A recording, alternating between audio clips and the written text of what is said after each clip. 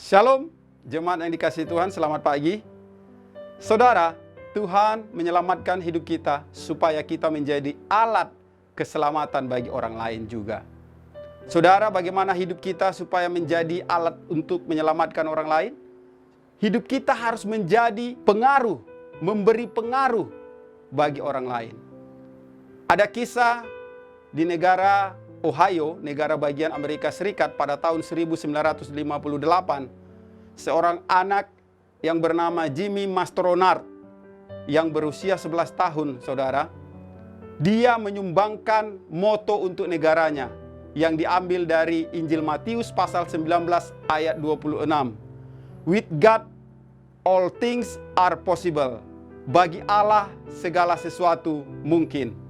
Mengapa Jimmy Mastronart bisa menyumbangkan moto ini untuk negaranya? Karena Jimmy Mastronart memiliki gaya hidup yang intim dengan firman Tuhan, saudara. Jimmy Mastronart usia 11 tahun masih diingatkan oleh orang tuanya untuk dia sikat gigi. Tetapi untuk baca firman Tuhan, dia tidak perlu diingatkan lagi. Karena itu sudah menjadi gaya hidupnya Jimmy Mastronart.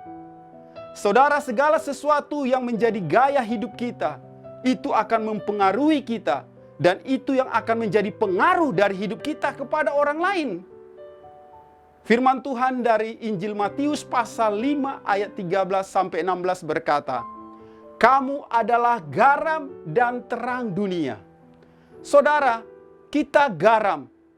Garam itu memberi rasa kepada masakan. Sebuah masakan tidak akan sedap dimakan tanpa ada garam. Walaupun garam itu tidak terlihat di dalam masakan itu, saudara, tetapi dia memberi rasa terhadap makanan itu. Begitu juga kehidupan kita sebagai orang yang percaya kepada Kristus. Kita harus memberi rasa di tengah-tengah kehidupan kita kepada orang lain. Orang lain boleh merasakan kasih Tuhan karena kita hidup di dalam kasih Tuhan. Karena kita mengasihi orang lain, kita menyatakan kasih Tuhan kepada orang lain. Itulah kehidupan yang memberi rasa, saudara. Kita berdoa untuk orang lain walaupun tidak terlihat. Apapun yang kita lakukan dengan segenap hati kita seperti untuk Tuhan, bukan untuk manusia. Orang tidak melihat, tetapi itu bisa membawa orang boleh datang kepada Tuhan. Seperti garam yang tidak terlihat tapi memberi rasa. Yang kedua, saudara, hidup kita menjadi terang. Bagaimana kita harus menerangi dunia ini yang penuh dengan kegelapan. Lewat hidup kita, perbuatan baik kita, tutur kata kita, sikap kita, apapun yang kita lakukan.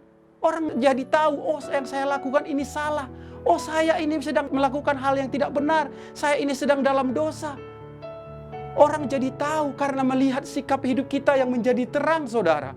Sehingga orang akan tertarik untuk datang kepada Tuhan. Orang akan tertarik untuk berubah dari sikap hidupnya yang salah. Orang akan meninggalkan hal-hal yang salah karena melihat sikap hidup kita yang baik, yang benar. Kita menjadi terang bagi orang lain. Saudara, bagaimana supaya kita menjadi saksi lewat garam dan terang? Yaitu kita harus bergaul intim dengan Tuhan. Bergaul intim dengan firman Tuhan. Hidup di dalam pimpinan roh. Rohnya Tuhan. Ketika kita hidup dalam pimpinan roh, maka kita akan menghasilkan buah roh. Ada kasih, sukacita, damai sejahtera, kebaikan, kesetiaan, kelemah lembutan. Penguasaan diri itu akan keluar dari hidup kita. Orang akan melihat, akan kasih Tuhan, hal-hal yang baik, yang benar, dan orang tertarik datang kepada Tuhan. Selamat mempengaruhi orang lain untuk datang kepada Tuhan. Mari kita berdoa. Kami bersyukur ya Bapa.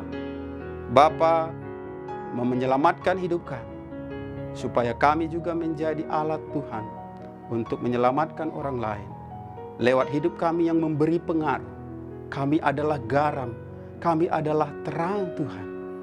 Mampukan kami ya Bapa, ya Roh-Mu ya Tuhan, yang memimpin kehidupan kami dan memampukan kami Terima kasih Bapa, dalam nama Tuhan Yesus kami berdoa dan mengucap syukur. Amin. Selamat pagi, Tuhan Yesus memberkati.